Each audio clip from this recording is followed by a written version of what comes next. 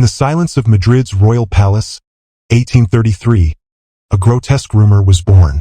When King Ferdinand VII finally exhaled his last breath, the story spread that his body had not been left whole.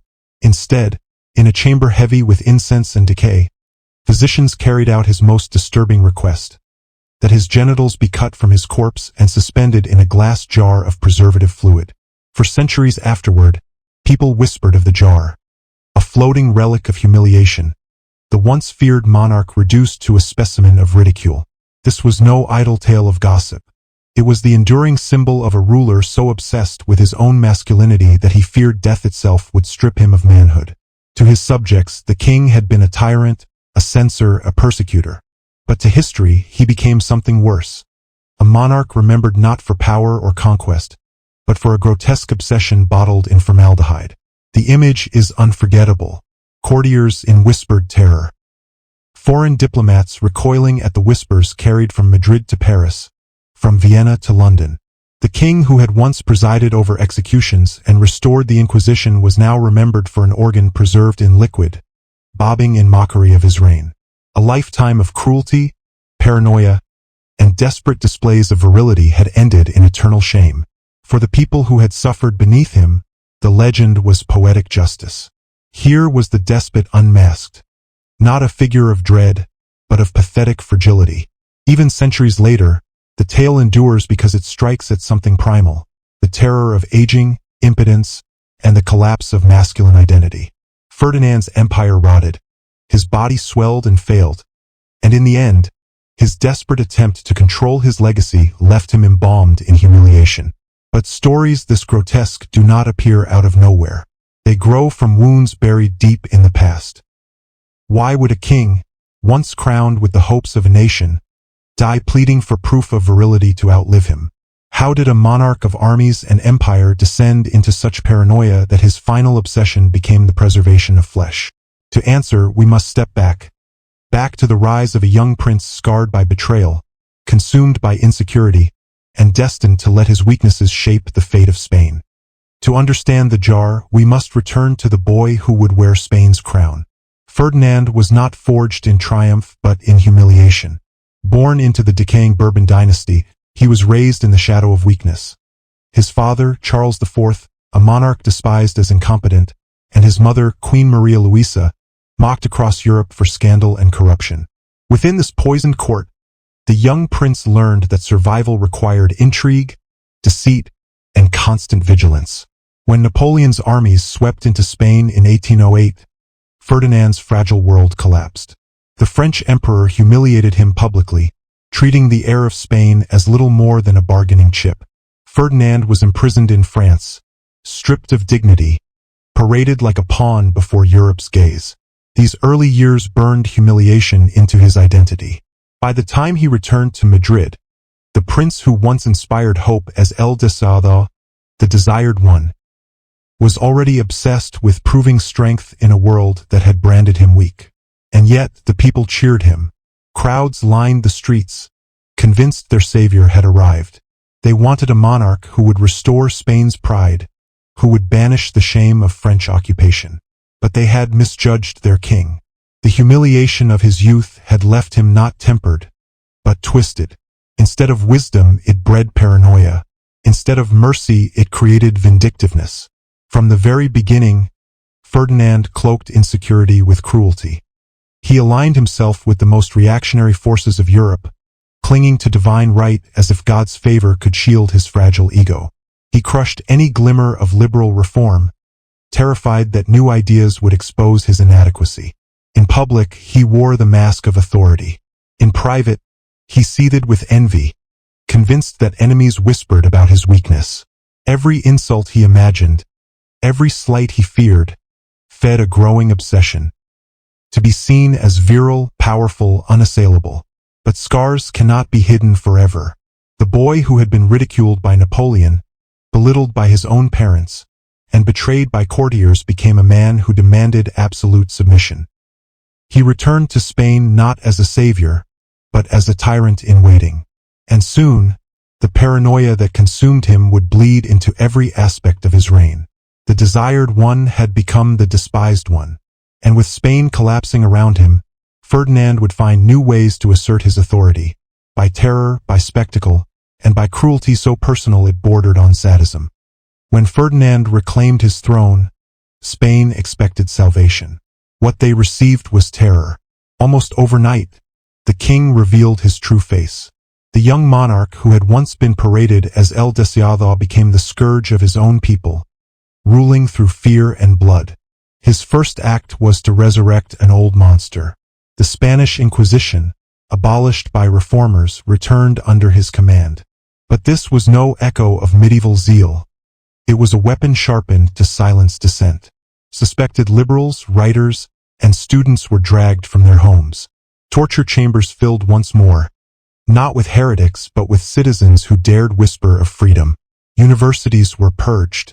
Professors who taught Enlightenment ideals vanished. Newspapers were gagged, their presses smashed, their editors jailed. In their place rose a suffocating silence, broken only by the king's proclamations and the footsteps of spies. For Ferdinand, censorship was not just policy. It was personal revenge against a world that had mocked him as weak. Everywhere, paranoia seeped into daily life. A careless remark in a tavern could mean imprisonment. A letter intercepted might bring the gallows. Informants infested Spain like a plague, each eager to prove loyalty to the crown. And above it all sat Ferdinand, feeding on fear, drawing strength not from admiration, but from submission. He relished the cruelty. Eyewitnesses recorded him attending executions, not with solemnity, but with a smile. At public punishments, he demanded elaborate rituals of humiliation, savoring the spectacle of broken men kneeling before him. To Ferdinand, dominance was theater, and suffering was applause. But tyranny came at a cost. Spain, already weakened by Napoleon's wars, crumbled further under his iron hand. Revolts flared and were crushed. A failed liberal uprising in the 1820s left rivers of blood in its wake. Yet rather than steady his rule, each rebellion deepened his paranoia. He demanded greater loyalty, harsher oaths, more elaborate ceremonies designed to exalt his fragile image. The more the kingdom fractured, the more Ferdinand retreated into pageantry. He staged endless displays of authority, processions, ceremonies, rituals, each one a performance meant to reassure himself that he still commanded respect. Yet beneath the pomp lay a gnawing truth. Spain was rotting, and so was its king. For tyranny cannot mask weakness forever. And as the years dragged on, the world would see the tormentor himself begin to decay, not only in spirit but in flesh. By the late 1820s, Spain was not the only thing collapsing. Its king had begun to rot in plain sight. Once praised as a striking young prince, Ferdinand's body swelled grotesquely under the weight of indulgence and illness. Courtiers whispered of a monarch who could barely walk, his face puffed and disfigured, his skin mottled with sores. The man who demanded displays of strength and power now appeared as a grotesque parody of masculinity. Physicians recorded the litany of his ailments: failing heart, diseased blood, festering skin. Modern doctors would call it diabetes, heart disease, the ravages of obesity. Yet to Ferdinand, one affliction eclipsed all others. The king's potency, once paraded as proof of virility, was fading. Rumors of impotence swirled through Madrid. For an absolute monarch, failure in the marriage bed meant failure as a man. And for Ferdinand, this humiliation was unbearable. His response was not resignation, but obsession. He demanded physicians examine him endlessly, probing and measuring, their findings dutifully recorded in official reports. Portraits exaggerated his physical strength, even as reality betrayed him. Servants told of hours spent before mirrors, the bloated king demanding reassurance that he was still a figure of desire. What should have been private despair became a public performance, staged for courtiers who dared not speak the truth. The psychological toll was devastating. Courtiers noted his rages, sudden explosions of fury at the slightest suggestion of weakness. At other times, he sank into despair, haunted by the whispers he imagined behind closed doors. The tyrant who had once thrived on humiliating others was now consumed by the fear of being humiliated himself. Worse still, his body's betrayal threatened the survival of his dynasty. His first 3 wives had died childless. Each failure deepened his insecurities, each empty cradle a reminder that his virility might be vanishing. By the time he married Maria Cristina of Naples in 1829, Ferdinand was desperate. Overweight, unwell, and plagued by dysfunction, he saw the marriage not as love but as a final test. Proof he could still produce an heir, proof he was still a man. The palace became a theater of intrusion, physicians examining not only the king but his new queen, reporting on fertility, performance, and possibility. Every intimate detail became a matter of state, every failure another dagger to Ferdinand's pride. And though he would finally father a child, this fragile triumph would not end his torment. It would only deepen it. For Ferdinand, the decay of his body was more than personal. It was dynastic. A king's worth was measured not only in power but in progeny, and in this test he had repeatedly failed. His first 3 wives died without leaving him an heir, each loss sharpening whispers that Spain's sovereign was incapable of producing one. In a court obsessed with legacy, those empty marriages became indictments against his masculinity. By the late 1820s, desperation pressed in from every side. The empire had already been hollowed by rebellion overseas, and at home, the monarchy's legitimacy depended on a secure succession. It was in this climate that Ferdinand married for the 4th time. Maria Cristina of Naples, young, politically useful, and expected to bear the child that might rescue his line. But even in marriage, the king's insecurities ruled. Court physicians hovered at the edge of the royal bedchamber, not merely to tend the sovereign's ailments, but to monitor his most intimate struggles. The bedroom became a laboratory of humiliation. Reports were drawn up, consultations held, medical opinions offered on the king's capacity to consummate his union. In the palace corridors, gossip spread like wildfire. Could the bloated monarch, gasping for breath and riddled with illness, possibly father an heir? In 1830, Maria Cristina bore a child, Isabella, later to be crowned Isabella II. For a brief moment, Ferdinand exhaled in relief. The birth silenced some of the rumors, and yet the victory was hollow. Isabella was not the male heir he craved. The patriarch who sought to prove his virility to history could only point to a daughter in a kingdom still doubtful of female succession. His relief curdled into anxiety. Maria Cristina became both queen and prisoner. The king's obsession turned suffocating. Physicians intruded upon her privacy, recording details of her fertility, her health, even her responsiveness. Ferdinand demanded loyalty from her as he demanded from all others. Absolute, unquestioning, and degrading. Courtiers whispered that the young queen lived under constant surveillance, her role reduced to that of a vessel whose worth was measured in heirs. For Ferdinand, even fatherhood could not erase the gnawing suspicion that history would judge him inadequate. His daughter's birth was not the redemption he sought, but a reminder of the legacy he feared. And as his health crumbled further, the king's paranoia only deepened, ushering in the most bizarre and humiliating years of his reign. As Ferdinand staggered into the final years of his reign, the king's world narrowed into a theater of paranoia. Spain trembled under censorship and spies, yet inside the palace, the greatest tyranny was Ferdinand's own fear. Every failing breath, every reminder of his impotence, became a crisis that demanded ritual and spectacle. He ruled less like a monarch and more like a patient, demanding an audience for his insecurities. Physicians shuffled constantly through his chambers, summoned to measure, prod, and record. Reports were filed not on matters of state, but on the state of the king's flesh. They charted his weight, his swelling, his ability or inability to perform in the marriage bed. These documents, carefully preserved, suggest a sovereign obsessed not with Spain's survival, but with the preservation of his masculine image. To his courtiers, daily life became a performance of reassurance. Ferdinand demanded they echo his illusions, praising his appearance, affirming his strength, denying the obvious decay that consumed him. Foreign diplomats, accustomed to eccentric monarchs, were still shocked by his crude boasts and erratic conversations. The King of Spain, once feared as an iron tyrant, now spoke endlessly of his virility, as if repetition could make it true. The rituals of loyalty deepened in absurdity.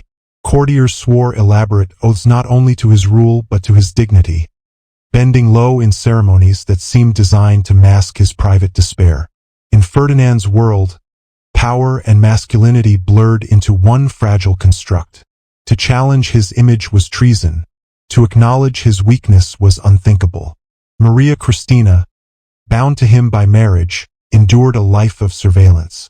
The Queen's body, too, was treated as property of the crown. Examined, discussed, documented, as though her fertility could erase the king's decline. Physicians peered into the most private corners of her life, their findings reported to a monarch desperate for reassurance. What emerged in these years was less a king than a caricature of one. Bloated, raging, self-pitying, trapped in cycles of humiliation he inflicted upon himself and those around him.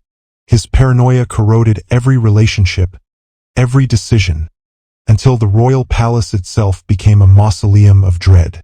And still, Ferdinand could not face the inevitable.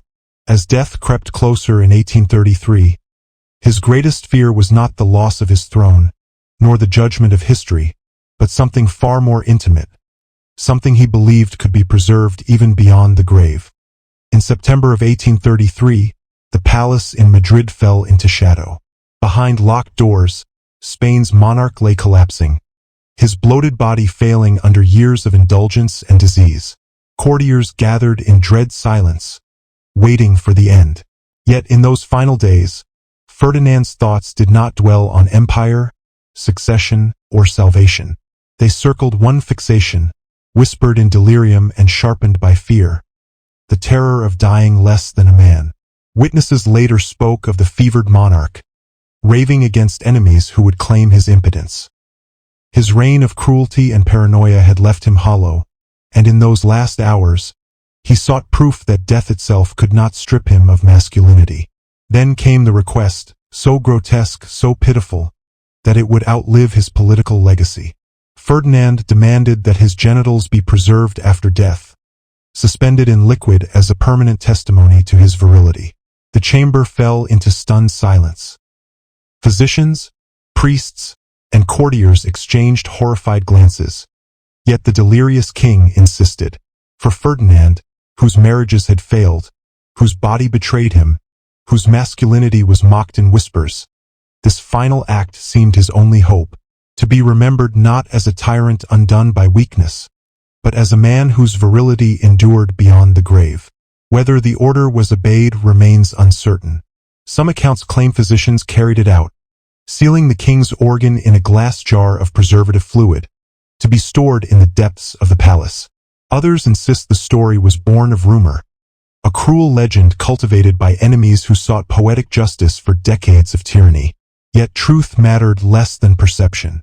The tale spread swiftly, leaping from Madrid to Paris, from Vienna to London, told in salons and taverns with equal parts disgust and fascination. And the image it conjured was unforgettable. A once mighty monarch reduced to a grotesque relic, his legacy floating in a jar. Not remembered for the armies he commanded, the rebellions he crushed, or the tyranny he enforced, but for a single desperate obsession. For Ferdinand's subjects, the legend was perfect irony. The king who humiliated others had been humiliated by death itself. His greatest attempt at control became his eternal disgrace. And thus, as the bells tolled on September 29, 1833, Ferdinand VII departed this world. Not as El Deseado, the desired one, but as a figure of ridicule, condemned to be remembered through the most degrading legend in royal history. Ferdinand VII's death marked the end of an era in Spain. Absolute monarchy crumbled with him, and the country moved fitfully toward constitutional rule. Yet history does not remember him for political transitions or dynastic struggles. What endured was the legend born in his death chamber. The jar, the grotesque symbol of a king undone by his own obsessions. In Spain, the story became a whispered form of justice. For liberals who had been censored, imprisoned, or executed, it was revenge in narrative form, their tormentor reduced to a relic of ridicule. Across Europe, the tale traveled swiftly, feeding salons and pamphlets with the perfect cautionary example. Here was the monarch who restored the Inquisition, who silenced ideas, who bathed his kingdom in fear, remembered not for iron authority, but for the pathetic preservation of flesh. The irony was devastating. Ferdinand had spent his life demanding ceremonies, oaths, portraits, and rituals to project virility and command respect. Yet all of these efforts collapsed into a single enduring image, a king desperate to prove what could not be proven. His tyranny became secondary to his humiliation. His empire's decline became background to his insecurity. The man who terrorized a nation was immortalized as a grotesque curiosity. Historians remain cautious. Some argue the story was propaganda, born from hatred of his reign. Others note the existence of medical records, examinations, and Ferdinand's documented obsession with his body, all of which make the legend plausible. But in the end, the question of truth is almost irrelevant. What matters is why the tale was believed and why it endured. It endures because it speaks to fears larger than Ferdinand himself. The fear of aging, the fear of inadequacy, the fear that death will strip away dignity and reveal fragility. His desperate request, real or imagined, became a mirror reflecting the insecurities of rulers and common men alike. And in that reflection, Ferdinand ceased to be just a Spanish king. He became a universal parable about vanity, power, and the futility of trying to master one's legacy. The man once called El Deseado, the Desired One, was transformed by legend into Europe's most humiliated monarch. His empire forgotten, his reign despised, his name shackled forever to a jar floating in preservative fluid. And it is in that jar, not in armies, laws, or monuments, that history remembers him.